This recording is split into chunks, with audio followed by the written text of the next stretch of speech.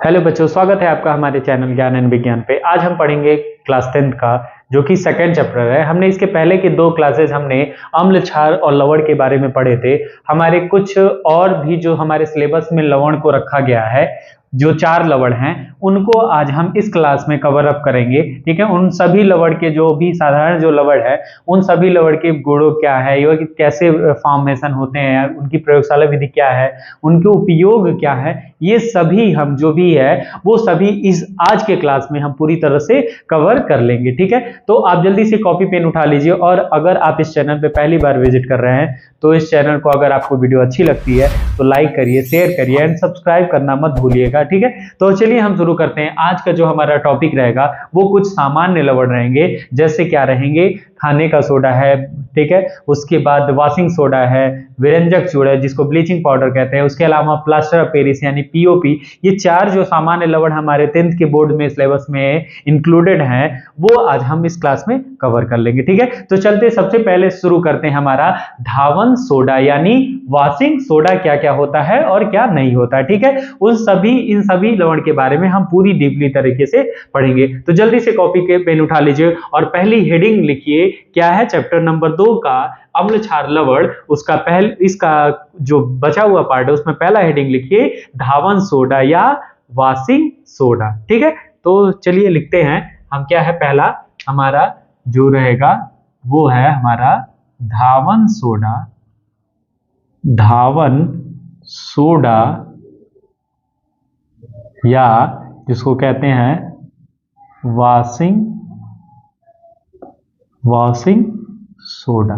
ठीक है, धावन सोडा या वॉशिंग सोडा। देखिए, कई बार धावन सोडा को हम सोडा एस के भी नाम से जानते हैं, सोडा एस के भी नाम से हम जानते हैं। ठीक है, सोडा एस के बारे से भी नाम से पूछा जा सकता है कि धावन सोडा या वॉशिंग सोडा को सोडा एस भी कहते हैं। तो ऐसा भी पूछा जा सकता है, सोडा एस की प्रयोगशाला विधि बताइए तथा उसके रासायनिक गुणों एवं उपयोग को भी वर्णन करिए। ठीक है, ये 3 नंबर में पूछा जाएगा। तो आपको क्या क्या मैटर लिखना रहेगा वो आज हम वैसे पढ़ लेंगे। ठीक है, तो चलिए हेडिंग लिख लीजिए, धावन सोडा, वॉशिंग सोडा, और इसको किस नाम से और जाना जाता है, सोडा एस के नाम से। ठीक है, तो इसको फटाक से उतारिए, उसके बाद हम इसके सभी चीजें पढ़ेंगे। ठीक है, तो अब हम इसका क्या पढ़ते हैं, रासायनिक नाम।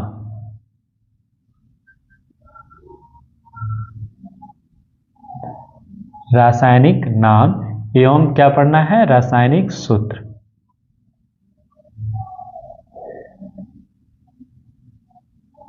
रासायनिक सूत्र, नाम और उसका रासायनिक सूत्र क्या क्या है वो हम देख लेंगे। इसको हम दूसरे पेन से लिखें।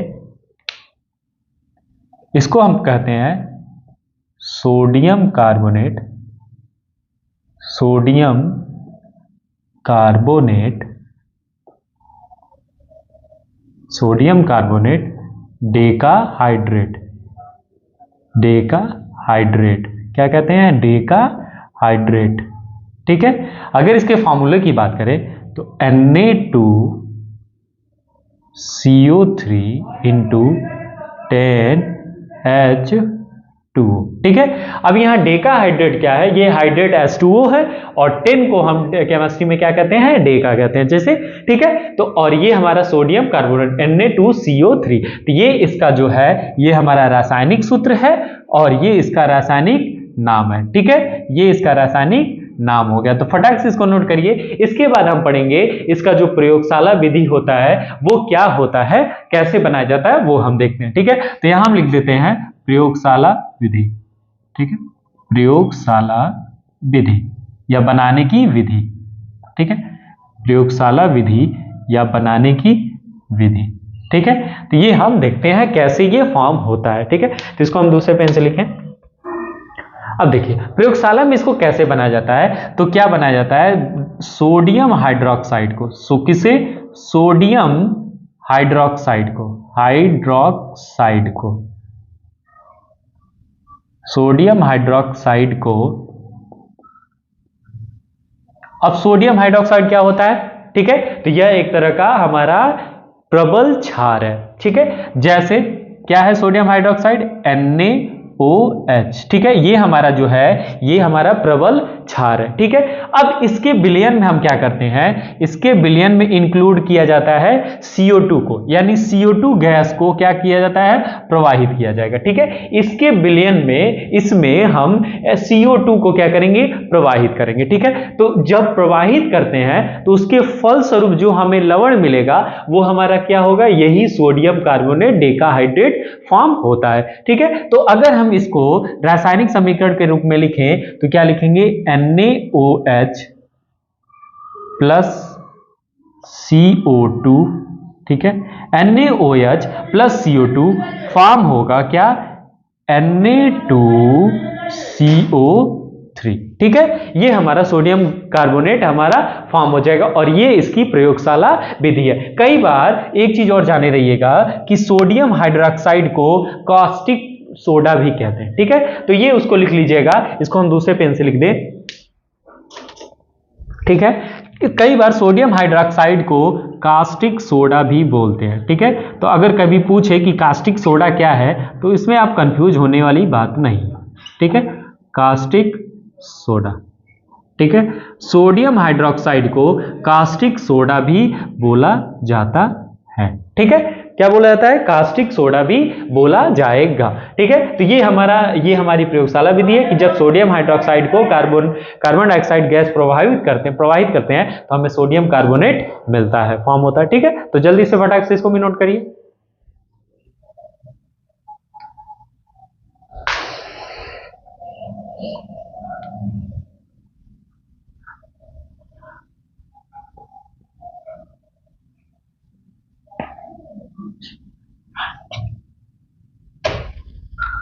अब हम इसके बाद देखेंगे कि इस जो धावन सोडा है इसका क्या क्या गुण होता है, ठीक है। तो उस गुण में हम दो तरह के गुण देखेंगे, एक होगा भौतिक गुण और एक होगा रासायनिक गुण। तो पहले हम भौतिक गुणों को देख लेते हैं, ठीक है। पहला हम लिखेंगे क्या, हमारा जो गुण रहेगा वो भौतिक गुण रहेगा, ठीक है, कि उसका भौतिक गुण क्या क्या है, ठीक है। मतलब वो फिजिकल उसकी प्रॉपर्टी, वो दिखता कैसा, उसका रंग कलर, या सॉलिड है कि लिक्विड है या किस फॉर्म में है, वो चीजें हम देख लेंगे, ठीक है। तो अगर हम बात करें पहले की तो ये कैसा होता है, इसका रंग जो होता है, अगर हम ऐसे लिखे, इसका जो रंग होता है वो कैसा होता है, सफेद होगा, ठीक है। जो इसका रंग होगा वो कैसा होता है, सफेद होगा, और इसकी जो अवस्था होगी, स्टेट होगा, वो कैसा होगा, ठोस होगा, ठीक है। इसका रंग सफेद और अवस्था क्या रहेगी, ठोस, ठीक है। तो ये हमारे कुछ भौतिक गुण है, ठीक है। और भी भौतिक गुण है, उसको हम दूसरे पेन से लिख ले, ठीक है। अगर हम इसके भौतिक गुण की बात करें तो C की बात करते हैं, ठीक है। अब इसका गलनांक, ठीक है, तो इसका गलनांक जो होता है, गलनांक मतलब समझते ही है कि सॉलिड से लिक्विड में बदलना या ठोस अवस्था से द्रव अवस्था में बदलने की जिस बिंदु पे वो, जिस टेम्परेचर पे वो बदलता है उसी को उसका गलनांक कहते हैं, ठीक है। तो अगर इसका गलनांक की बात करेंगे तो ये 850 डिग्री सेंटीग्रेड होता है, ठीक है। यानी 850 डिग्री सेंटीग्रेड पे वो ठोस से किस पे कन्वर्ट होगा, द्रव में कन्वर्ट हो जाएगा, ठीक है। तो ये उसका हो गया। अगली कुछ प्रॉपर्टी अगर लिखें तो अगली प्रॉपर्टी होती है कि अगर हम धावन सोडा का जलीय विलयन करते हैं, जलीय विलयन में सांद्रण किया जाता है, ठीक है, यानी इसका हम कर सकते हैं, इसका जलीय विलयन का सांद्रण, जलीय विलयन में सांद्रण अगर किया जाए, जलीय विलयन में सांद्रण, जलीय विलयन में सांद्रण करने पर हमें क्या मिलता है, तो हमें इसका क्रिस्टल मिलेगा, क्रिस्टल फॉर्म होगा, यानी कि इसका सोडियम कार्बोनेट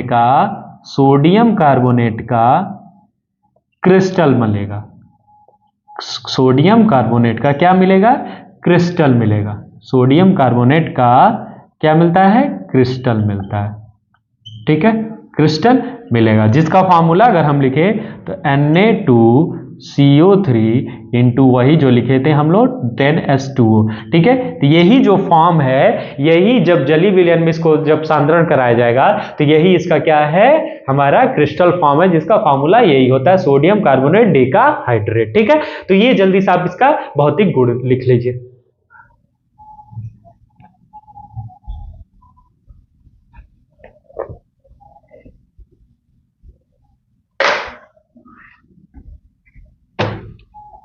अब हम पढ़ेंगे क्या, दूसरा जो कि हमारा क्या है, रासायनिक गुण।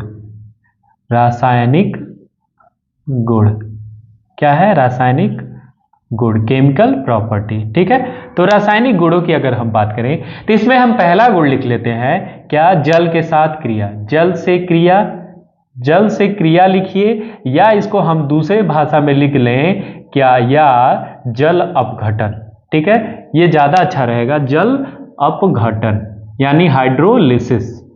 ठीक है, जल अपघटन, हाइड्रोलिसिस, हाइड्रोलिसिस। ठीक है, हाइड्रोलिसिस। ठीक है, ये हमारी पहली रासायनिक गुण होगा, इसको हाइड्रोलिसिस कहते हैं। ठीक है, तो जल के साथ क्रिया या हाइड्रोलिसिस या जल अपघटन के साथ वो क्या बनाएगा, तो इसको हम ब्लैक पेन से लिख लेते हैं।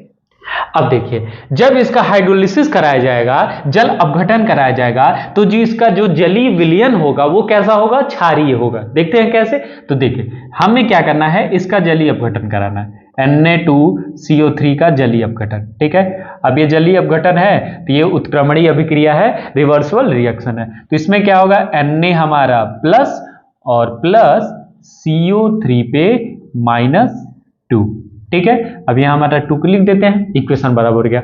उसके बाद वाटर का भी कंपोजिशन होगा, वो भी हाइड्रोलिसिस हो रहा है ना, तो ये हम देखेंगे ऐसे, ये हमारा H2O किस में टूट जाएगा, H प्लस आयन में और प्लस OH निगेटिव आयन पे। अब एक चीज बताइए, ये हमारा पॉजिटिव है और ये हमारा निगेटिव, ये इसके साथ जुड़ेगा। ठीक है, तो ये हमारा एक दूसरे के साथ जुड़ेंगे तो क्या बनाएंगे, तो देखते हैं। अब ओवरऑल अगर हम रिएक्शन लिखें तो हम क्या लिख देंगे, हमारा बनेगा Na प्लस और प्लस OH। ठीक है, ये हमारा जब ब्रेक होगा तो ये जब आपस में बनेंगे तो ये हम इसको ऐसे ही लिखा जाए। ठीक है, इसको दूसरे पेन से लिखते हैं, दूसरे पेन से, रेड पेन से लिखेंगे, ज्यादा अच्छा रहेगा।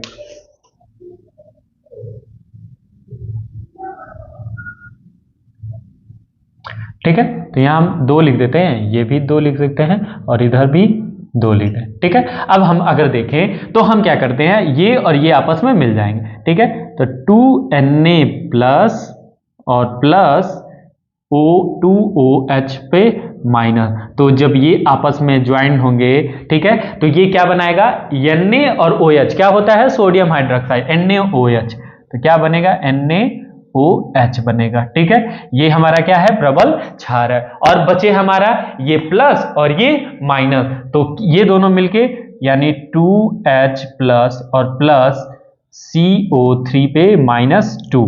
ठीक है, तो यहां हाइड्रोजन 2 है, ये भी आपस में मिलके क्या बनाएंगे, H2CO3। ठीक है, ये भी हमारा एक तरह का क्या है, अम्ल है। ठीक है, ये हमारा अम्ल है और ये हमारा क्षार है। तो हमने कहा कि जब भी हम जल के साथ या जल अपघटन कराते हैं सोडियम कार्बोनेट का, तो जो हमारा जलीय अपघटन होता है वो क्या होता है, एक क्षारीय विलयन बनता है। अब क्षारीय क्यों कह रहे हैं, क्योंकि ये हमारा क्या है, ये हमारा प्रबल क्षार है। ठीक है, क्या है, ये हमारा प्रबल क्षार है और ये हमारा क्या है, ये हमारा प्रबल अम्ल है। ठीक है, सॉरी ये दुर्बल अम्ल है ना, तो दुर्बल अम्ल है, ये क्या है, हमारा दुर्बल अम्ल है। ठीक है, ये हमारा दुर्बल अम्ल है। तो हम कहेंगे अगर ये दुर्बल अम्ल है तो ये प्रबल है, इस वजह से जो हमारा विलयन होगा वो किस नेचर का होगा, क्षारीय नेचर का होगा। ठीक है, तो ये आप ओवरऑल रिएक्शन पूरा उतार लीजिए, ये हमारा है जल के साथ अपघटन या जल अपघटन। ठीक है, तो इसको फटाक से नोट करिए। अब कई बार हो सकता है, एक चीज और नोट कर लीजिए, कई बार हो सकता है इस रिएक्शन को ओवरऑल पूछ दे, तो अगर हम इसको दूसरे पेन से लिखें ओवरऑल रिएक्शन, तो क्या होगा, Na2CO3, ठीक है, प्लस H2O। ठीक है, ये ब्रेक होंगे किसमें, NaOH और प्लस H2CO3। ठीक है, तो ये हमारा कार्बोनिक अम्ल और ये है हमारा सोडियम हाइड्रोक्साइड। यहां भी लिख लीजिए, ये देखिए 2 छूट रहा है। ठीक है, अब हाँ, अब बराबर है। ठीक है, अब इसको नोट कर लीजिए।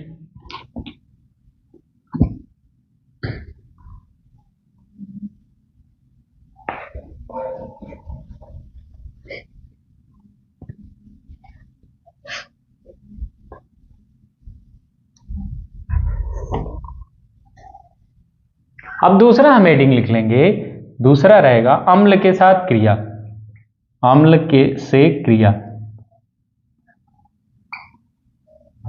अम्ल से क्रिया। ठीक है, अम्ल से के साथ क्रिया होगा तो क्या होगा, तो देखिए अम्ल के साथ जब क्रिया करेंगे तो क्या होगा, जैसे Na2CO3 ये किसके साथ क्रिया करेगा, LCl के साथ। तो अम्ल के साथ जब भी कोई क्रिया करता है तो क्या बनाएगा, हमारा NaCl प्लस H2O और प्लस CO2 गैस बनेगा। ठीक है, तो जब भी ये अम्ल के साथ क्रिया करेंगे तो क्या बनाएंगे, ये हमारा प्रबल अम्ल है, ये हमारा सॉल्ट, एक तरह का धावन सोडा ये है। ठीक है, ठीक है, वाशिंग सोडा। तो जब ये आपस में क्रिया करेंगे तो ये सॉल्ट बनाएगा, लवण है NaCl सोडियम क्लोराइड, H2O और CO2 कार्बन डाइऑक्साइड गैस, और ये जल। ठीक है, तो ये हमारा रिएक्शन हो जाएगा अम्ल के साथ क्रिया में।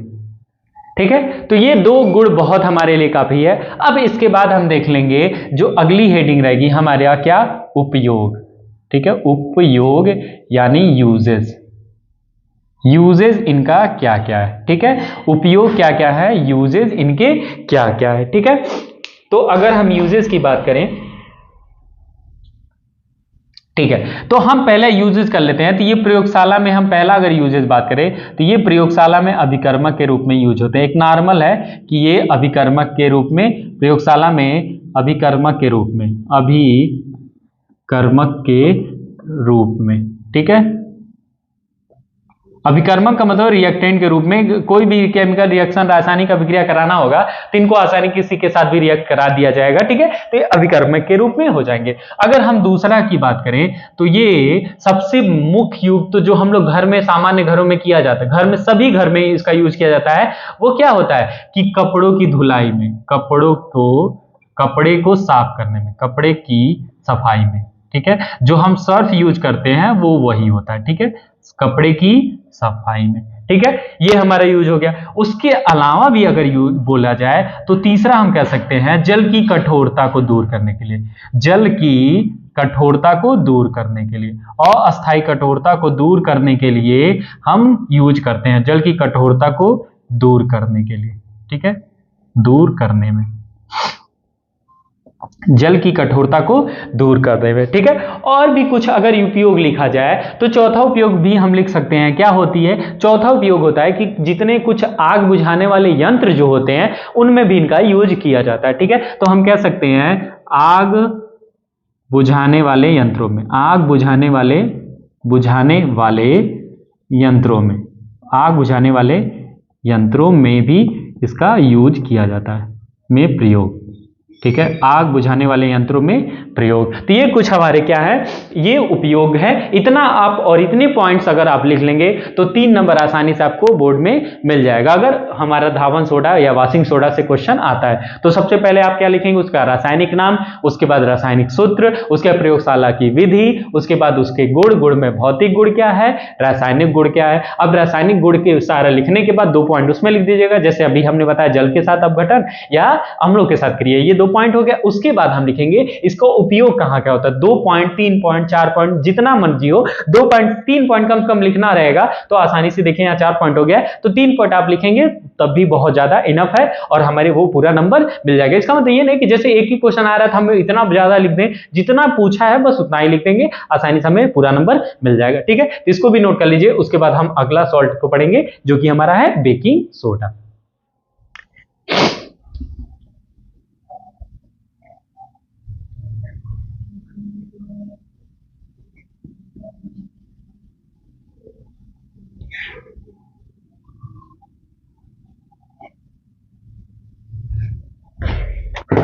अब हमारा अगला जो है वो क्या है, बेकिंग सोडा, बेकिंग सोडा।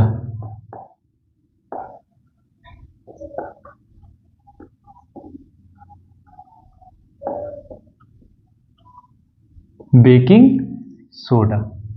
ठीक है, अगर हम इसके रासायनिक नाम पहले लिख लेते हैं। ठीक है, रासायनिक नाम क्या क्या है, रासायनिक नाम। ठीक है, और रासायनिक सूत्र।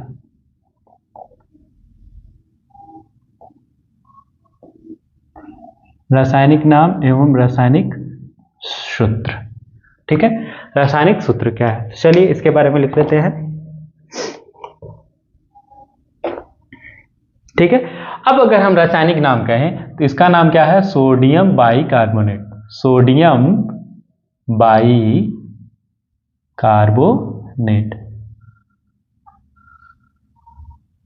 Sodium bicarbonate, sodium bicarbonate. ठीक है, अगर हम इसका फॉर्मूला लिखें तो NaHCO3। ठीक है, सोडियम बाइकार्बोनेट ये है, सोडियम बाइकार्बोनेट। ठीक है, इसके पहले आपने सोडियम कार्बोनेट पढ़ा था, उसमें आप ध्यान दे रहे थे Na2CO3 था, और इसमें क्या है NaHCO3। तो कई बार बच्चे कंफ्यूज हो जाते हैं कि कौन सा बाई है और कौन बस कार्बोनेट है। तो जिसमें H आ जाएगा वो बाइकार्बोनेट होगा, जो विदाउट H रहेगा तो उसमें Na2CO3 होगा। ठीक है, और इसमें NaHCO3 हो गया। ठीक है, तो ये याद रखिएगा। इसके बाद हम पढ़ेंगे कि इसकी प्रयोगशाला विधि कैसी होती है, तो उसको हम ब्लैक पेन दूसरे पेन से लिखते हैं और देखते हैं। ठीक है, तो अब देखिए इसकी हम लिखते हैं प्रयोगशाला विधि। प्रयोगशाला विधि, प्रयोगशाला विधि। अगर हम बात करें प्रयोगशाला विधि में, तो प्रयोगशाला विधि में क्या करते हैं, तो हम प्रयोगशाला में क्या करते हैं, सोडियम कार्बोनेट के संतृप्त जलीय विलयन में, ठीक है, सोडियम कार्बोनेट को मतलब जलीय विलयन में क्या करते हैं, विलय कर देते हैं, घोल देते हैं। ठीक है, और उसके बाद उसमें क्या करते हैं, CO2 प्रवाहित करते हैं। तो जब Na2CO3 के जलीय विलयन यानी H2O के साथ मिलाने के बाद जब CO2 उसमें मिलाते हैं, प्रवाहित करते हैं, तो हमें ये क्या मिलता है, सोडियम बाइकार्बोनेट मिलता है। तो जैसे अगर रिएक्शन लिखा जाए तो क्या होगा, सोडियम कार्बोनेट के साथ, ठीक है, सोडियम कार्बोनेट के जलीय विलयन में, ठीक है, यानी H2O में इन दोनों को आपस में घुलते हैं तो संतृप्त विलयन प्राप्त होता है। संतृप्त विलयन का मतलब सैचुरेटेड विलयन का मतलब जब इनको आप इसमें घोला जाएगा तो एकदम पूरी तरह से क्या हो जाएंगे, डिसॉल्व हो जाएंगे, विलय हो जाएगा, तो उसी को हम क्या कहेंगे, संतृप्त विलयन। अब इस संतृप्त जो विलयन हमें मिलेगा उसमें हम क्या करेंगे, CO2 को प्रवाहित कर देंगे। तो हम किस गैस को प्रवाहित कर रहे हैं, CO2 को प्रवाहित कर रहे हैं। ठीक है, तो जब CO2 को प्रवाहित करेंगे तो देखते हैं क्या होता है, इसको हम दूसरे पेन से लिख लेते हैं। ठीक है, तो हमें क्या बनेगा, NaHCO3। ठीक है, यही हमारा क्या है, सोडियम बाइकार्बोनेट है, और ये हमारा इसके पहले जस्ट हमें पढ़े हैं सोडियम कार्बोनेट, और ये दोनों तो आप जानते हैं। ठीक है, तो ये हमारी प्रयोगशाला विधि है। ऐसे हम इस सोडियम कार्बोनेट या बेकिंग सोडा, ठीक है, या खाने के सोडा भी कहते हैं, तो इसका यूज हम करते हैं बनाने में ऐसे। ठीक है, इसको फटाक से नोट करिए। इसके बाद हम कुछ गुणों को हम पढ़ेंगे। ठीक है,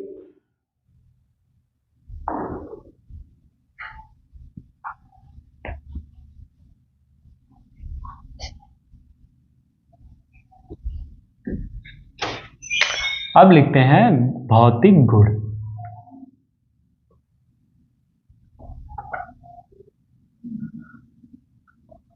ठीक है, तो अगर भौतिक गुण में देखा जाए तो पहला ही भौतिक गुण हम लिख सकते हैं, क्या होता है, रंग के बारे में। ये कैसा दिखता है, तो ये रंग में कैसा होता है, सफेद।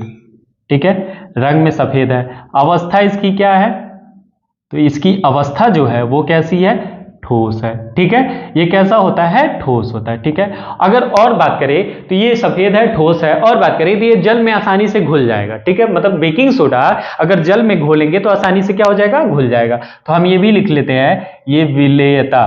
ठीक है, यानी ये जल में क्या है, जल में विलेय है। ठीक है, जल में विलेय है। ठीक है, तो ये 3 पॉइंट बहुत है हमारे लिए कि जल में क्या है, ये विलेय है। तो ये इसका भौतिक गुण हो गया। अब हम इसके बारे में पढ़ेंगे इसका अगला गुण क्या होता है, जो कि हमारा कहलाएगा रासायनिक गुण। ठीक है, रासायनिक गुण।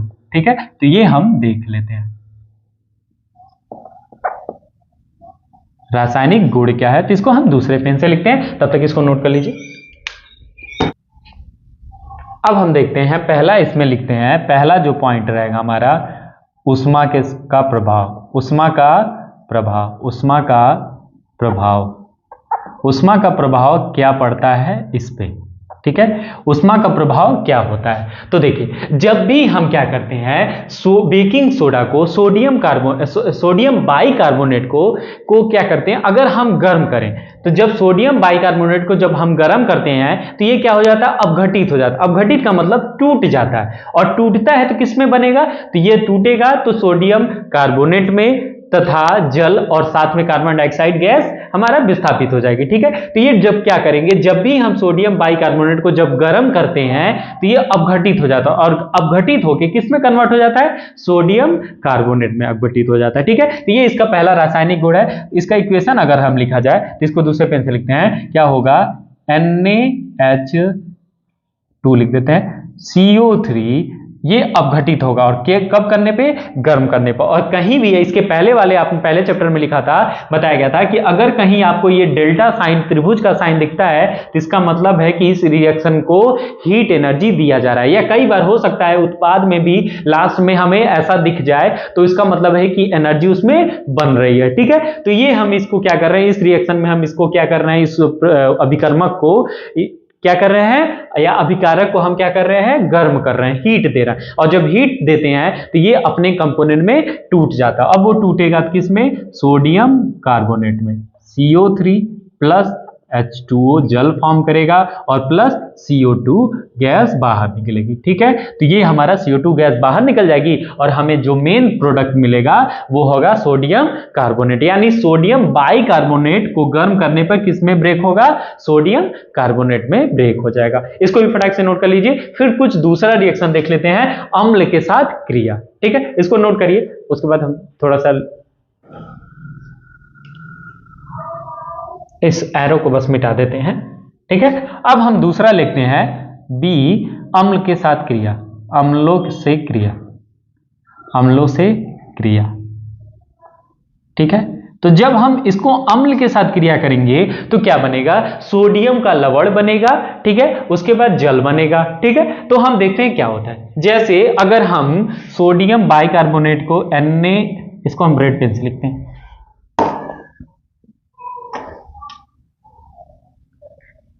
NaHCO3 प्लस क्या होगा, HCl। तो जब ये आपस में रिएक्ट करेंगे तो हमें क्या बनेगा, लवण बनेगा, सोडियम का लवण, यानी NaCl plus H2O plus CO2। ठीक है, ये हमारा फॉर्म होगा जब वो NaHCO3 यानी सोडियम बाइकार्बोनेट हाइड्रोक्लोरिक एसिड के साथ क्रिया कराएगा तो क्या बनेगा, हमारा सॉल्ट बनेगा एवं कार्बन डाइऑक्साइड गैस बनेगी तथा वाटर बनेगा। ठीक है, तो ये हमारा दूसरा है उसका रासायनिक गुण। तो ये कुछ उसके रासायनिक और भौतिक गुण हमारे पास हैं, जल्दी से इसको भी नोट कर लीजिए, फिर हम इसका कुछ उपयोग भी देख लेते हैं। ठीक है,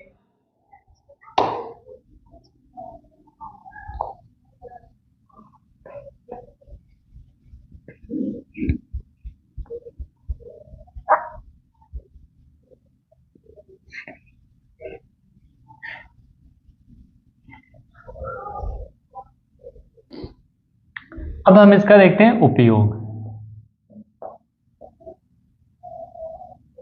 तो उपयोग में हम अगर पहला लिखें, ये तीसरा पॉइंट था, अगर हम उपयोग में लिखें तो पहला बार तो झाग वाले पेय पदार्थ बनाने में, झागदार पेय पदार्थ बनाने में, झागदार पेय पदार्थ बनाने में, यानी पीने वाले पदार्थ बनाने में। ठीक है, झागदार पेय पदार्थ बनाने में भी इसका यूज किया जाता है। ठीक है, उसके बाद अलावा देखें तो इसका भी उपयोग क्या हुआ, आग बुझाने वाले यंत्र में भी किया जाता है। आग बुझाने वाले यंत्रों में किया जाता है, आग बुझाने वाले यंत्रों में। ठीक है, इसका उपयोग किया जाएगा। उसके अलावा हम कह सकते हैं इसका उपयोग तीसरा लिख ले, ब्रेड बनाने में भी। ठीक है, ब्रेड बनाने में भी यूज किया जाता है, बनाने में प्रयोग। ठीक है, ब्रेड को अगर बनाना है उसमें भी यूज किया जाएगा। उसके अलावा अगर कहें तो इसका और एक बहुत अच्छा यूज है कि अगर जैसे अगर दूध जल्दी फट जाता है तो दूध में हम इसकी थोड़ी सी मात्रा मिला देते हैं, जिससे दूध के जो फटने का टाइम है वो थोड़ा बढ़ जाता है। मतलब वो अगर 4 घंटे में फट रहा है तो अगर इसको हम मिला देंगे तो वो 6 घंटे 8 घंटे में वो दूध तब जाके फटेगा। ठीक है, यानी दूध को जल्दी फटने से बचाने के लिए, दूध को फटने से बचाने के लिए, फटने से बचाने के लिए, फटने से बचाने के लिए, बचाने के लिए दूध को फटने से बचाने के लिए भी इसका हम यूज करते हैं। किसका? बेकिंग सोडा का करते हैं। एक और हम कहते हैं, अगर हम बात किया जाए तो इसका हम एंटीसेप्टिक्स के रूप में भी करते हैं। ठीक है, इसका हम एंटीसेप्टिक के रूप में भी कर सकते हैं। ठीक है, एंटीसेप्टिक का मतलब होता है कि अगर हमें कहीं चोट लगता है तो ऐसी दवा होती है जिसमें ये सोडियम बाइकार्बोनेट मिक्स होता है, तो एंटीसेप्टिक के रूप में। ठीक है, उसके अलावा अगर हमारा पेट में कब्ज है, गैस बना है, तब भी हम कुछ ऐसी दवाएं होती हैं जो इस तरह की होती हैं। ठीक है, तो उसमें भी हम यूज कर सकते हैं। तो इसको लिखिए ना लिखिए, ये हमारे पास बहुत 5 पॉइंट बहुत है, सिंपल लिखिए ताकि आपको याद करने भी आसानी हो और जल्दी से भी लिख भी लें। ठीक है, तो ये सभी जो पॉइंट्स हैं ये आप आसानी से याद कर सकते हैं। ठीक है, तो इतना बहुत काफी है और इस तरह से हमारा दूसरा भी पॉइंट क्लियर हो जाएगा। बेकिंग सोडा, अगर बेकिंग सोडा के पूछता है तो वो तमाम चीजें आप लिख लेंगे और इस तरह से आपका ये कंप्लीट हो जाता है। इसको भी फटाक से नोट करिए।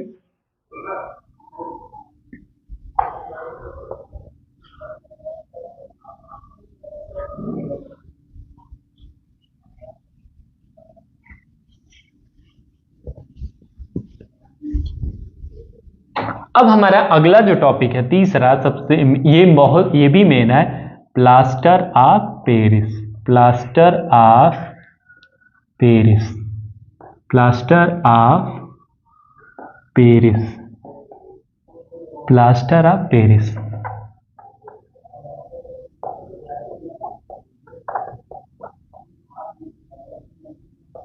प्लास्टर ऑफ पेरिस जिसको हम कई जगह पीओपी से भी पूछ सकता है। ठीक है, तो उसमें कंफ्यूजन होना चाहिए, पीओपी पॉप। ठीक है, पीओपी के भी नाम से पूछा जाएगा। ठीक है, तो अगर हम इसका रासायनिक नाम लिखें, रासायनिक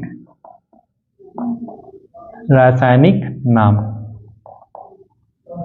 और रासायनिक सूत्र,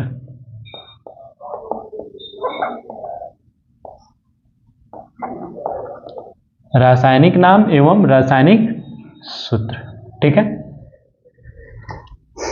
देखिए अगर हम इसके रासायनिक नाम की बात करें तो ये इसका रासायनिक नाम होता है कैल्शियम सल्फेट,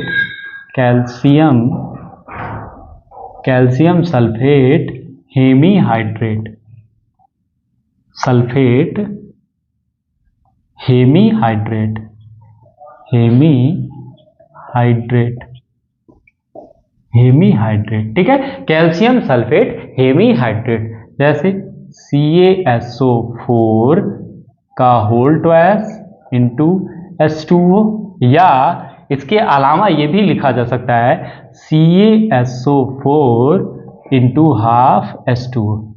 ठीक है, दोनों में से कोई भी आप लिख देंगे, इसका रासायनिक सूत्र सही हो जाएगा। ठीक है, तो ये है, ये ब्रैकेट है। ठीक है, ये फटाक से इसको लोड करिए। फिर हम क्या करेंगे, इसके बारे में हम इसका कैसे बनाते हैं तो वो भी इसी लगे हाथ देख लेते हैं। प्रयोगशाला विधि, प्रयोगशाला विधि।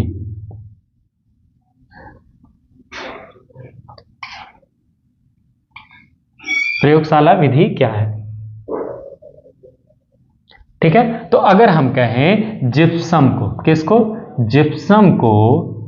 जिप्सम को कितना गर्म करना है? जिप्सम को बहुत ज्यादा गर्म करना है, मतलब कितने पे? इतना ज्यादा टेम्परेचर 373 केल्विन, ठीक है, या 100 डिग्री सेंटीग्रेड। ये दोनों टेम्परेचर हमारे क्या होता है, एक दूसरे के इक्वल ही होता है। तो हम कहेंगे कि ये जब फिजिक्स में आप पढ़े होंगे जरूर, तो जो 373 यानी 273 केल्विन या 0 डिग्री सेंटीग्रेड एक दूसरे के टेम्परेचर के बराबर होते हैं, तो वही 100 बढ़ गया, तो 373 केल्विन या 100 डिग्री सेंटीग्रेड एक दूसरे के टेम्परेचर बराबर होंगे। इतना टेम्परेचर पर अगर हम जिप्सम को गर्म करें तो जो हमें मिलता है वही हमें पीओपी फॉर्म होता है। ठीक है, यानी जिप्सम को जब बहुत ज्यादा हीट किया जाता है, यानी 100 डिग्री सेंटीग्रेड या 373 किलो केल्विन अगर उसको गर्म करेंगे तो जो हमें फॉर्म मिलेगा प्रोडक्ट, वो पीओपी होगा। जो अगर हम इसका फॉर्मूला लिखें तो CaSO4 इंटू 2H2O। ठीक है, क्या करेंगे जब इसको गर्म करेंगे यानी 373 केल्विन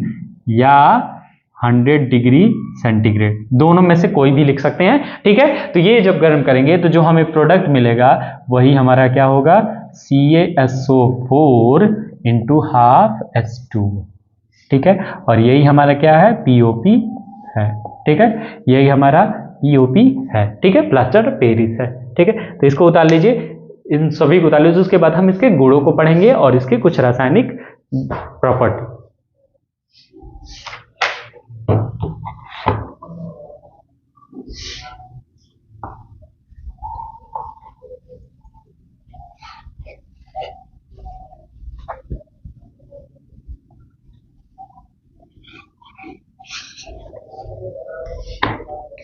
अगर हम इसके भौतिक गुण की बात करें, भौतिक गुण,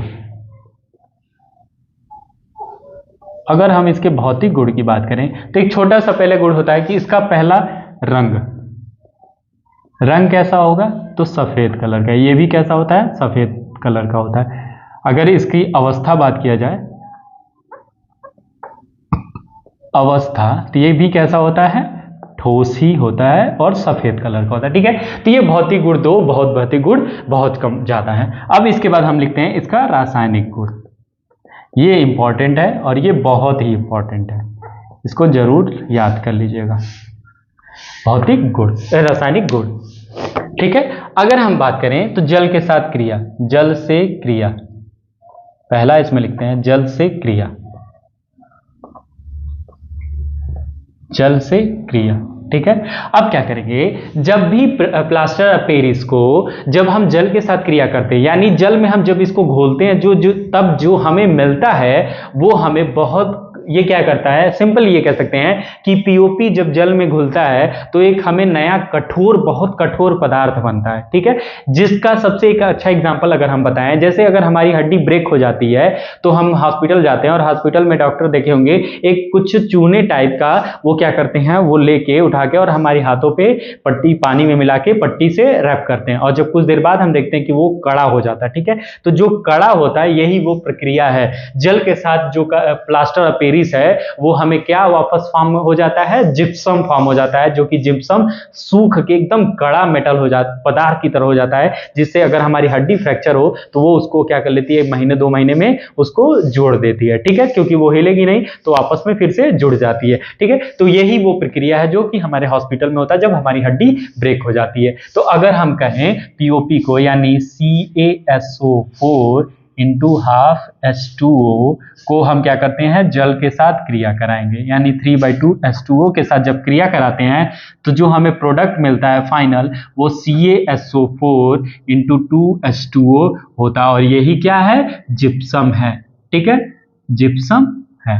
और ये ही जिप्सम हमारे हाथों पे वो जो सफेद प्लास्टर हुआ रहता है, प्लास्टर जिसको कहते हैं, वो एक्चुअली इसी का दूसरा फॉर्म है। जब हाइड्रोजन वाटर के साथ क्रिया कर लिया है तो वही जिप्सम बना लेता है, और जिप्सम इतना कड़ा होता है कि वो हमारा एकदम हाथ पत्थर की तरह हो गया रहता है, और धीरे धीरे वो हड्डियों को क्या कर लेता है, जोड़ देता है, ठीक है, क्योंकि हड्डियां हिलेंगी नहीं तो आसानी से जुड़ जाती हैं, 1-2 महीने में आसानी से जुड़ जाती है, ठीक है। जिसमें आपने सुना होगा कच्चा प्लास्टर और पक्का प्लास्टर। अगर हड्डी ज्यादा ब्रेक हुई है तो पक्का प्लास्टर, नहीं तो नॉर्मली कच्चा प्लास्टर से काम चल जाता है, ठीक है। तो यही वो हमारा है, जिप्सम में फॉर्म होता है पीओपी, ठीक है। इसको कई बार पूछा जाता है, प्लास्टर ऑफ पेरिस का जमना भी पूछा जा सकता है। प्लास्टर ऑफ पेरिस के जमने का रासायनिक समीकरण लिखिए, तो वही कुछ नहीं है, जल के साथ क्रिया, ये भी वही है। तो इसको दूसरे भाषाओं में क्या कहते हैं, पीओपी का जमना, पीओपी का जमना, ठीक है। तो ये भी आप लिख सकते हैं, पीओपी का जमना या जल के साथ क्रिया। फटाक से इसको भी नोट करिए।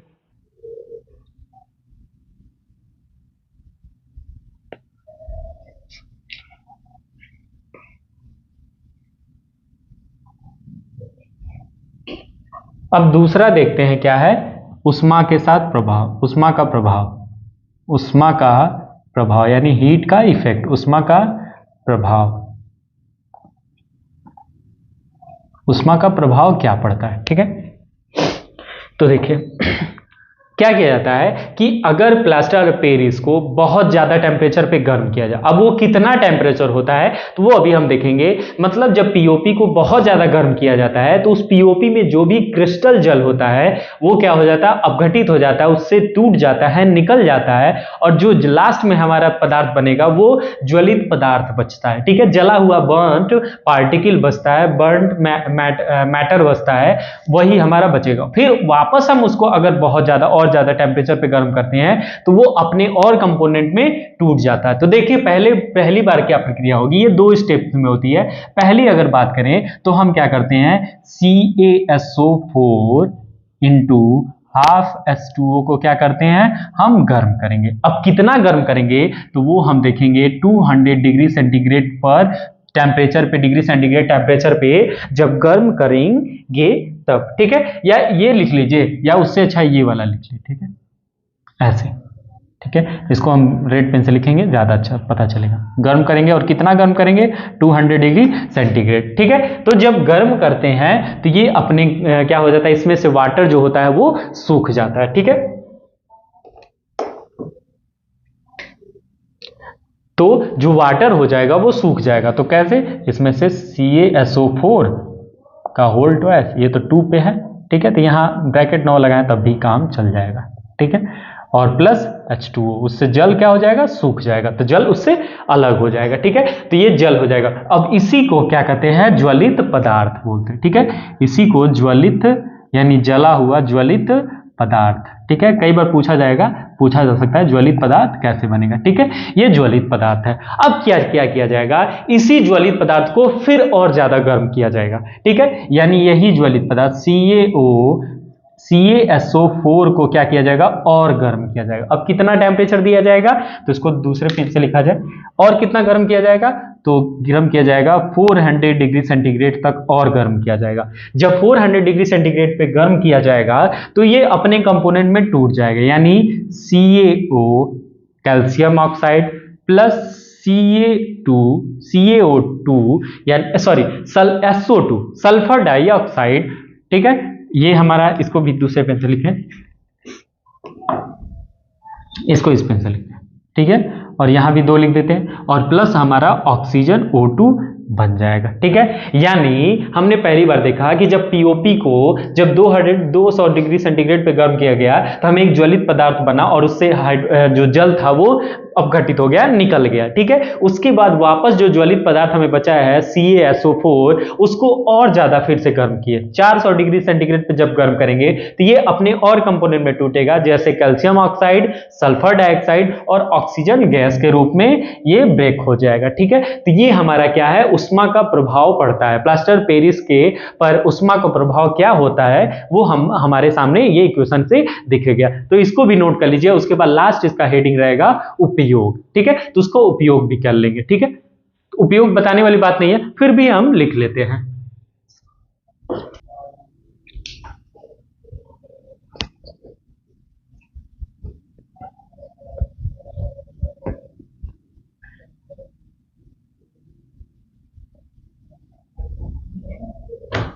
अब हम उपयोग लिख लेते हैं।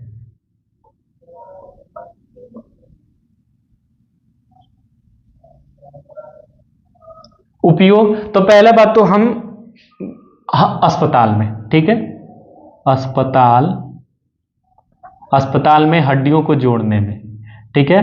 अस्पताल में मरीज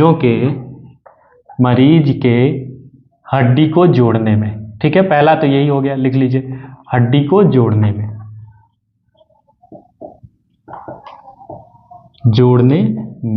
उसके बाद अगर कहें तो दूसरा उपयोग क्या कर सकते हैं, चाक बनाने में इसका यूज किया जाता है, चाक बनाने में, ठीक है। उसके अलावा भी हम कह सकते हैं मूर्तियां, इसकी मूर्तियां भी बनाई जाती हैं, मूर्तियों या इसके बर्तन आदि बनाने में, ठीक है। मूर्तियां, बर्तन आदि बनाने में, ठीक है। ये 3 उपयोग हमारे बहुत हैं, काफी है पीओपी से, ठीक है।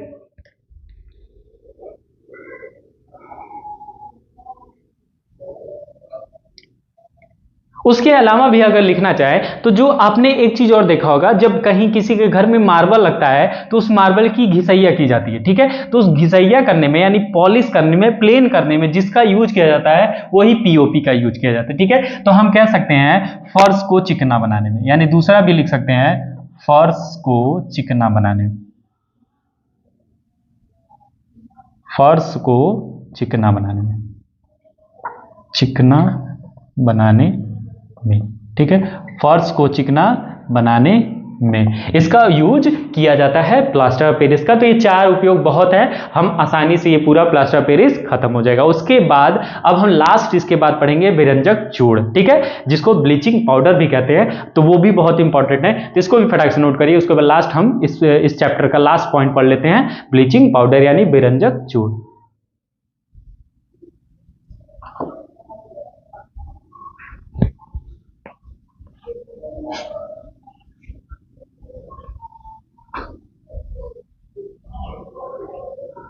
फोर्थ है विरंजक चूर्ण या ब्लीचिंग पाउडर, विरंजक चूर्ण या ब्लीचिंग पाउडर, ठीक है, ये हमें पढ़ना है, ठीक है। तो ये चूर्ण ऐसे है, ठीक है। तो अगर हम पहले इसका रासायनिक गुण रासायनिक नाम देख लेते हैं, ठीक है, सब वही रहेगा, रासायनिक नाम। अब इसके बाद देखेंगे इसका रासायनिक गुण, रासायनिक गुण सूत्र, गुण कह रहे हैं, सूत्र, ठीक है। फिर उसके बाद हम जो भी इसकी प्रयोगशाला विधि है वो हम देख लेंगे, ठीक है। तो दूसरे पेन से लिखते हैं,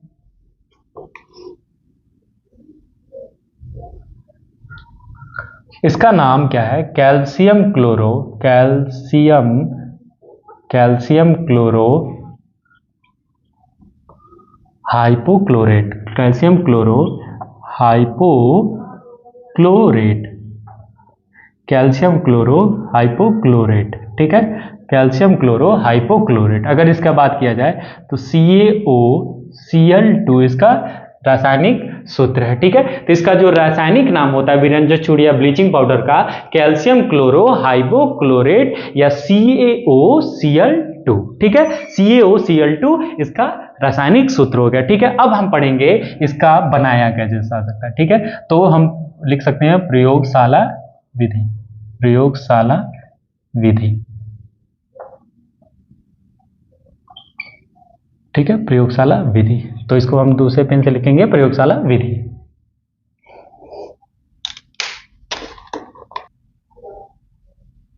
अब देखिए प्रयोगशाला में क्या किया जाता है, जो भी हमारा बुझा जो चूना होता है, यानी बुझा चूना मतलब कैल्शियम हाइड्रोक्साइड, ठीक है, कैल्शियम हाइड्रोक्साइड पे अगर हम क्लोरीन गैस प्रवाहित करते हैं, ये बुझा चूना है, इसको हम शुष्क बुझा चूना भी लिख सकते हैं, बुझा चूना, ठीक है, सोडियम हाइड्रोक्साइड, ठीक है, सोडियम कह रहे हैं, कैल्शियम हाइड्रोक्साइड CaOH का होल ट्वाइस, इस पे हम क्या करते हैं, क्लोरीन गैस को हम क्या करते हैं, प्रवाहित करते हैं, क्लोरीन गैस इस पर प्रवाहित करेंगे। तो जब क्लोरीन गैस प्रवाहित करते हैं तो कैल्शियम क्लोरो हाइपोक्लोरेट यानी विरंजक चूर्ण या ब्लीचिंग पाउडर बनता है, और साथ में वाटर, ठीक है, जल, ठीक है, ये हमारा रिएक्शन है, ठीक है। तो ये इसकी प्रयोगशाला विधि है कि बुझे हुए चूने पर क्लोरीन गैस प्रवाहित करने पर हमें कैल्शियम क्लोरो हाइपोक्लोरेट और वाटर बनती है, ठीक है। तो ये हमारा मेन प्रोडक्ट है विरंजक चूर्ण। तो ये विरंजक चूर्ण का रासायनिक प्रयोगशाला विधि है, ठीक है। तो इन सभी को नोट करिए, इसके बाद हम इसके गुण और इसके रासायनिक गुण तथा उपयोग पढ़ लेंगे।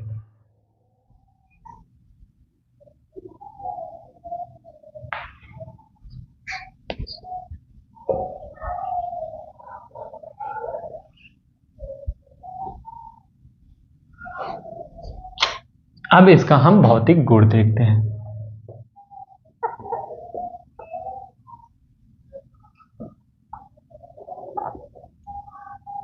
ठीक है। तो भौतिक गुण देखते हैं। भौतिक गुण में अगर हम पहला बात करें तो इसका रंग कैसा होता है, तो देखिए इसका रंग क्या होगा, हल्का पीला कलर होगा, हल्का पीला होगा, ठीक है।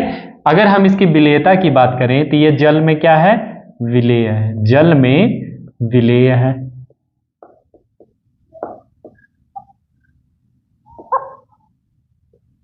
ठीक है, जल में विलेय है। अगर इसका और भी भौतिक गुण देखें तो इससे जो ना क्लोरीन गैस जैसी गंध आती है, इसकी जो गंध होती है, अगर गंध लिखें, ठीक है, गंध लिखें तो इसकी जो गंध होती है वो क्लोरीन के गैस जैसी होती है, क्लोरीन क्लोरीन गैस जैसी होती है, क्लोरीन गैस की तरह होती है। ठीक है, क्लोरीन गैस की तरह, गैस की तरह। ठीक है, इसकी जो गंध होती है वो क्लोरीन गैस की तरह होती है, क्योंकि इसमें ऑलरेडी क्या है, फार्मूला देखेंगे तो CaOCl2 यानी CaOCl2, तो क्लोरीन गैस है ना, इस वजह से इसमें क्लोरीन जैसी गंध आती है। और वो अभी हम बताएंगे कि आपने इसका फील किया होगा, जरूर फील किया होगा, वो अभी हम बताएंगे। ठीक है, उपयोग जब हम लोग पढ़ेंगे तो उसमें हम बताएंगे कि आपने इसका यूज किया है और आपको ऐसा महसूस हुआ होगा। ठीक है, तो जल्दी इसको भौतिक गुण लिखिए, फिर हम इसको मिटा देते हैं और रासायनिक गुण लिखते हैं।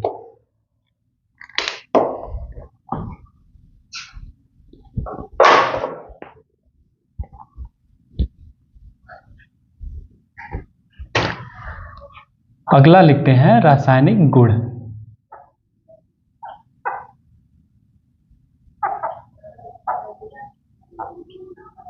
रासायनिक गुण, अब क्या होता है कि जो ब्लीचिंग पाउडर होता है, ब्लीचिंग पाउडर का पहला हमारा गुण रहेगा कि तनु अम्ल के साथ क्रिया, तनु अम्ल के साथ क्रिया, तनु अम्ल से क्रिया। ठीक है, और तनु और सांद्र आपको बताया गया था जब हमने स्टार्ट किया था ये चैप्टर अम्ल क्षार लवण, तब हमने तनु अम्ल और सांद्र अम्ल हमने बताया कि तनु अम्ल का मतलब है अम्ल, अगर अम्ल की मात्रा जल में अगर मिलाई जा रही है तो जल की मात्रा ज्यादा है और अम्ल की मात्रा कम है तो वो क्या रहेगा, वो तनु अम्ल रहेगा, विलयन तनु रहेगा। और जब अगर हमें अम्ल की मात्रा जल से ज्यादा है तो उसको हम क्या कहेंगे, सांद्र अम्ल कहेंगे या सांद्र विलयन कहेंगे। ठीक है, तो सांद्र और तनु आपने समझ गया। अब हम बढ़ते हैं कि तनु अम्ल के साथ क्रिया क्या होगा। ठीक है, तो व्यंजक चूर्ण को अगर किसी भी अम्ल के साथ क्रिया कराई जाती है तो एक हम तनु अम्ल का एग्जांपल ले लेते हैं। जैसे पहले लिखते हैं क्या है, कैल्शियम हाइपोक्लोरेट। ठीक है, कैल्शियम हाइपोक्लोरेट, और इस तनु अम्ल H2SO4 यानी तनु सल्फ्यूरिक अम्ल के साथ अगर क्रिया कराया जाएगा तो ये क्या बनेगा। ठीक है, तो इसको अलग पेन से लिखें। ठीक है, तो जब हम इसको जब तनु अम्ल के साथ क्रिया कराया जाता है तो सबसे पहला हमारा जो रहेगा वो क्लोरीन गैस निकल जाती है, और इसी क्लोरीन गैस को हम क्या कहते हैं, प्राप्य क्लोरीन, प्राप्य क्लोरीन, प्राप्य क्लोरीन।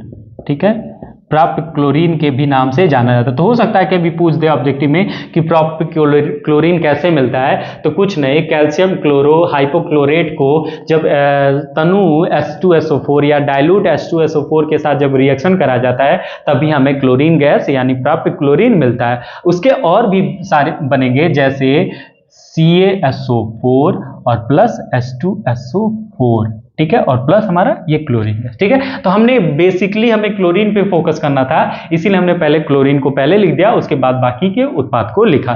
ठीक है, तो ये तनु अम्ल के साथ क्रिया की अगर कोई भी विरंजक चूर्ण या कैल्शियम क्लोरो हाइपोक्लोरेट जब तनु H2SO4 के साथ क्रिया करता है तो कैल्शियम सल्फेट जल एवं क्लोरीन बनाता है। इसी क्लोरीन को हम क्या कहते हैं, प्राप्य क्लोरीन के भी नाम से जानते हैं। ठीक है, इसको भी नोट कर लीजिए, ये पहला हमारा रासायनिक गुण है। अब हम दूसरा लिखते हैं जल से क्रिया, जल से क्रिया।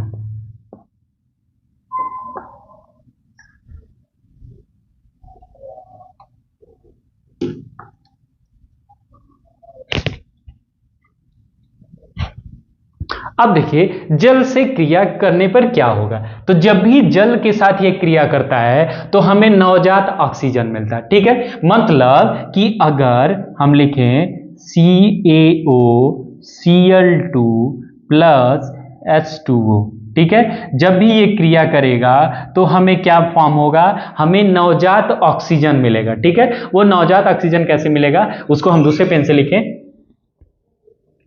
तो अगर हम क्या लिखें, हमें क्या मिलेगा, calcium chloride CaCl2 plus calcium hydroxide CaOH और प्लस HClO। ठीक है, ये हमें फॉर्म हो जाएगा। अभी अगर हम देखें तो इसमें कुछ बैलेंस नहीं है, तो अगर हम यहाँ 2 जोड़ दें और यहाँ भी 2 जोड़ दें और ये हमारा रिएक्शन क्या रहेगा, रिवर्सिबल रिएक्शन। तो इसको हम, ठीक है, यानी जब भी कैल्शियम क्लोरो हाइपोक्लोरेट को जल के साथ क्रिया कराया जाता है तो हमें उससे नवजात ऑक्सीजन मिलता है। और वो नवजात ऑक्सीजन किस काम आता है? तो वो नवजात ऑक्सीजन हमें किसी भी रंगीन चीज को रंगहीन करने में, मतलब कोई अगर कलरफुल चीज है तो उसके कलर को उड़ा देगा, ठीक है। यानी वही ऑक्सीजन क्या करेगा, उस कलर को उड़ा देगा, ठीक है। तो अभी ये रिएक्शन आधा अधूरा है। अब क्या होगा, HClO, ठीक है, इसको हम दूसरे पेन से लिखे ज्यादा अच्छा है, ठीक है। HClO क्या होगा, रिवर्सल रिएक्शन होगा, ठीक है। तो इसमें HCl बाहर आ जाएगा और प्लस ये ही हमारा जो बनेगा, इसी को हम क्या कहते हैं, नवजात ऑक्सीजन कहते हैं, नवजात ऑक्सीजन कहते हैं। अब इस नवजात ऑक्सीजन का उपयोग क्या है, तो ये नवजात ऑक्सीजन किसी भी रंगीन कपड़े को या किसी भी चीज को, रंगीन पदार्थ को क्या कर लेगा, रंगहीन कर लेगा। तो अगर हम इसी को अगर ऐसे लिखे, रंगीन पदार्थ और प्लस हमारा ये नवजात ऑक्सीजन को ये क्या कर देगा, रंगहीन बना देगा, क्या कर देगा, रंगहीन कर देगा, ठीक है। तो ये हमारा इसका, ये जल के साथ क्रिया, जल के साथ जब भी कैल्शियम क्लोरो हाइपोक्लोराइड जल के साथ क्रिया करता है तो कैल्शियम क्लोराइड, कैल्शियम हाइड्रोक्साइड और तथा नवजात ऑक्सीजन बनाता है। वो नवजात ऑक्सीजन क्या करता है, किसी भी रंगीन चीजों को क्या कर लेता है, रंगहीन बना देता है, ठीक है, जो कि हम इस इक्वेशन से लिख सकते हैं, ठीक है। तो ये एरो बना के आप आसानी से इसके बारे में लिख दीजिएगा। ये नवजात हमारा ऑक्सीजन है, ठीक है। फटाक से इसको नोट कर लीजिए। ये हमारा दो रासायनिक गुण हो गए, ठीक है। इसको हम एरो से ऐसे दिखा देंगे, ज्यादा अंतर हो जाएगा, ठीक है। और ये हमारा इक्वेशन है, ये बीच में प्लस कर दे, ठीक है। तो ये इक्वेशन लीजिए हमारा रासायनिक गुण। अब इसके बाद हम इसका उपयोग, छोटा सा है, उपयोग पढ़ लेंगे और ये हमारा पूरा चैप्टर सेकेंड खत्म हो जाएगा।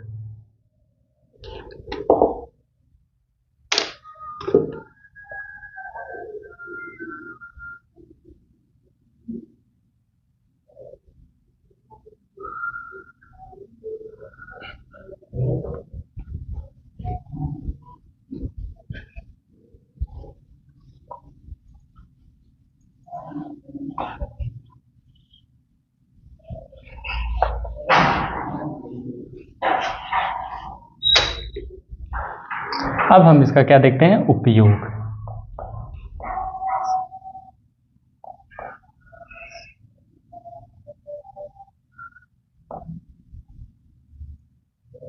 अब हम इसका उपयोग देखते हैं।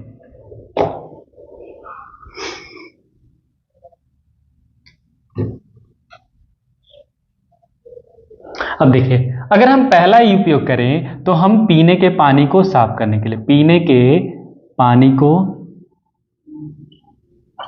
पानी को साफ करने के लिए, ठीक है। और आपने इस फील किया होगा जैसे कि अगर आप कभी भी बस स्टेशन पे गए हो या रेलवे स्टेशन पे, खासकर बस स्टेशन पे जाते हैं, अगर बस स्टेशन पे आप कहीं पानी, बस स्टेशन का पानी पीते हैं टोटी से, तो आप देखेंगे अजीब कड़वापन टाइप फील होगा, ठीक है। अजीब आपको लगेगा, जैसे लगेगा कि क्या दवा मिला। वो किसकी वजह से होता है, तो वो इसी के बेरंजक चूड़ के मिक्स होने की वजह से ऐसा फील होता है। वो हमें नुकसान नहीं करता है, लेकिन चूंकि हम अब तक नल के पानी को पीते आते हैं या प्यूरिफायर्ड पानी पीते आते हैं, लेकिन अगर हम गलती से कभी बस स्टेशन पे गए और बस स्टैंड पे वहां जो टोटी लगी उसका पानी पीते हैं तो हमें कड़वा फील होता है, अजीब तरीका कड़वा फील होगा। तो ये हमारा वो किसकी वजह से होता है, वो इसी की वजह से, क्योंकि उसकी पानी को प्योर किया जाता है, फिल्टर किया जाता है, तो उसी की वजह से ये हमें वो स्वाद देखने महसूस हल्का फुल्का होता है। जो पहली बार पानी पिएगा उसको ऐसा महसूस होगा, जो डेली उस पानी को पीता होगा या जो टंकी का पानी पीता होगा, जो बड़ी बड़ी टंकियां होती हैं, जो सप्लायर वाली टंकियां होती हैं, अगर उनका पानी पिएगा तो उसमें भी ये बेरंजक छोड़ मिलाया जाता है। तो अगर आप उसका पानी जब पिएंगे तो आपको ऐसा फील होगा कि दवा टाइप मिक्स हो। वो दवा नहीं होता है, वो यही बेरंजक चूड़ का हल्का फुल्का स्वाद महसूस होता है। तो वो हमें नुकसान नहीं होता है, वो पानी और हमारा प्योर होता है, शुद्ध होता है, ठीक है। तो पहला इसका उपयोग है पानी को प्योर करने में। उसके अलावा हम कह सकते हैं कि हम सूती कपड़े को क्या बनने, उसके कलर को उड़ाने में, ठीक है। तो हम कपड़े के कलर को उड़ाने में, कपड़े के रंग को उड़ाने में, ठीक है।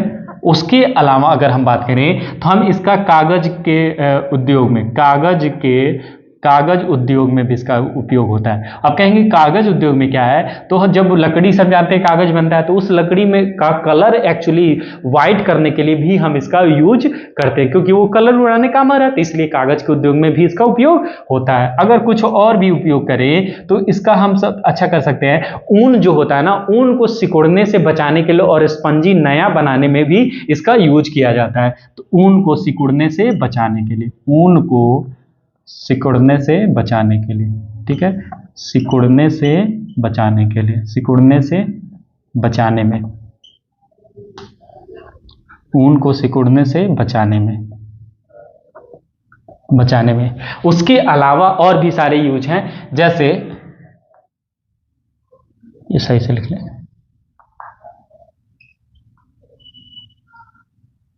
ठीक है, ऊन को सिकुड़ने से बचाने में, इसको फटाक से नोट कर लीजिए। इसके अलावा हम भी कह सकते हैं जैसे क्लोरोफॉर्म के बनाने में, ये भी लिख लीजिए, कोई दिक्कत नहीं है।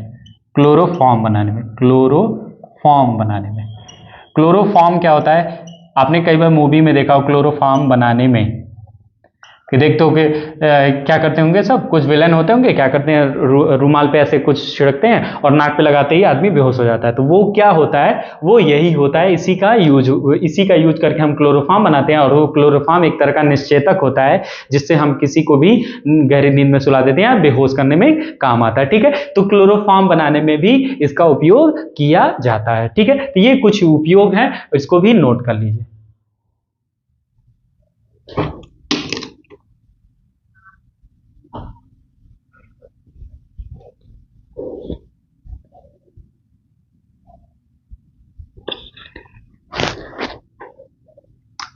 इस तरह से हमने देखा कि हमने सभी सामान्य लवण जो भी थे और कार्बनिक यौगिक थे, उन सभी को हमने क्या कर लिया, पढ़ लिया। तो जितना ही हमारे सिलेबस में बस इतना ही था, उनको हमने अच्छे से पूरा डीपली सभी चीजें, रासायनिक नाम हो, चाहे उनके रासायनिक सूत्र हो, चाहे उनकी गुण हो, चाहे वो भौतिक गुण हो, चाहे रासायनिक गुण तथा उसका उपयोग हो, वो सारी चीजें हमने डीपली अच्छे से पढ़ ली। ये हमारे सिलेबस का पूरा ये जो सेकंड चैप्टर था, ये पूरी तरह से खत्म हो चुका। अब हम अगला जो पढ़ेंगे वो हमारा अगला तीसरा जो चैप्टर रहेगा, वो अगली क्लास में रहेगा, जो है कि है मेटल और नॉन मेटल है।